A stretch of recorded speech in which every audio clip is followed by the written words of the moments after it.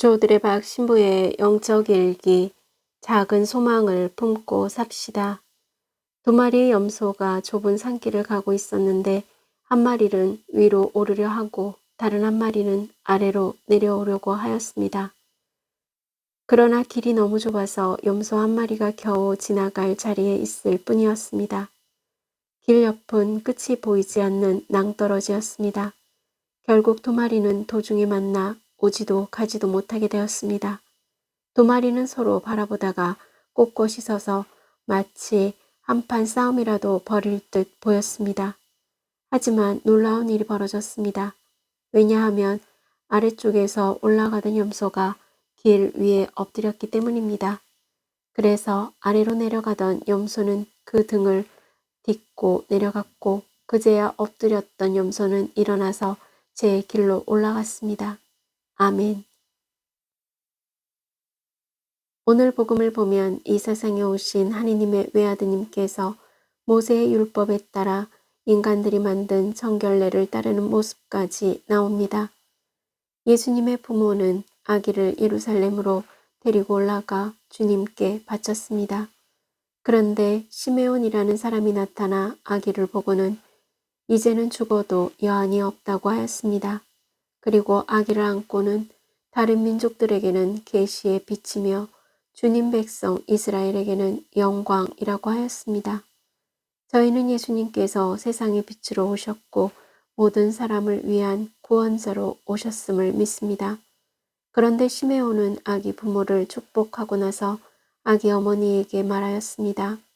당신의 영혼이 칼에 꿰찔리는 가운데 많은 사람의 마음속 생각이 드러날 것입니다. 이 말씀은 십자가와 관련되어 있습니다. 요한복음 19장 26절을 보면 예수님께서 십자가에 달리셨을 때 십자가 아래에 있는 어머니에게 말씀하셨습니다. 여인이시여, 이 사람이 어머니의 아들입니다. 십자가에 달려서 죽어가는 아들을 보는 어머니의 심정은 그야말로 칼로 찌르는 듯 하였습니다. 왜냐하면 구세주의 성탄은 사랑 없이는 살 수 없다는 것과 이 세상을 구원할 수 있었던 방법은 딱 한 가지, 하느님의 사랑밖에 없었기 때문입니다.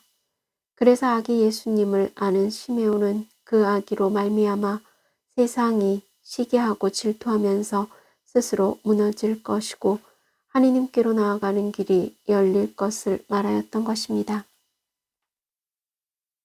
시메온에게 이 모든 것을 알게 하신 지혜는 성령께서 그 위에 머물러 계셨기에 성령께서 깨닫게 하신 은총이었습니다.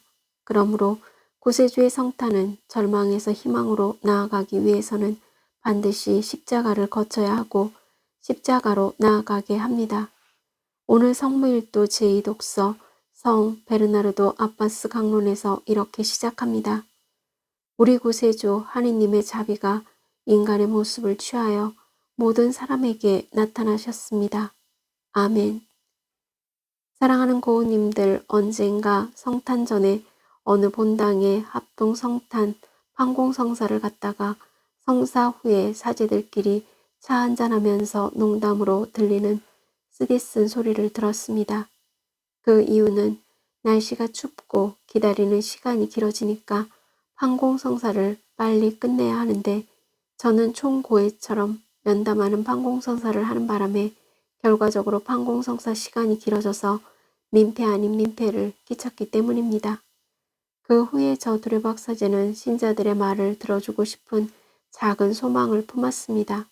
그래서 피정을 하거나 본당을 방문하는 고우님들이 원하면 몇 시간 동안이 걸리더라도 그동안 힘들게 살아왔던 고우님들의 삶을 고해성사로 치유받고 회복시켜 주님의 사랑을 깊숙이 내려주고 싶습니다.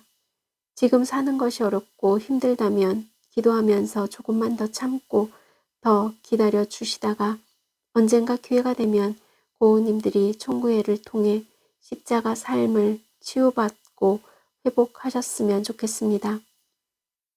이제 고우님들은 작은 소망을 품고 살아가시기를 바랍니다. 반드시 주님께서 이루어 주실 것입니다. 아멘. 저 두레박 사제는 작은 소망을 품고 몸과 마음이 아픈 고우님들과 아픈 이들을 돌보는 고우님들, 그리고 고우님들의 자녀에게 주님의 치유와 회복의 은총이 임하시기를 기도합니다. 아멘. 영적 일기를 마무리하면서 작고 적은 일에 충실하고 어떤 처지에서든지 감사하면서 살아가고자 애쓰는 고우님들이 성령 안에 항상 머물러 있기를 바라는 작은 소망으로 치유와 회복의 은총을 누리시기를 주님의 이름으로 강복합니다. 아멘.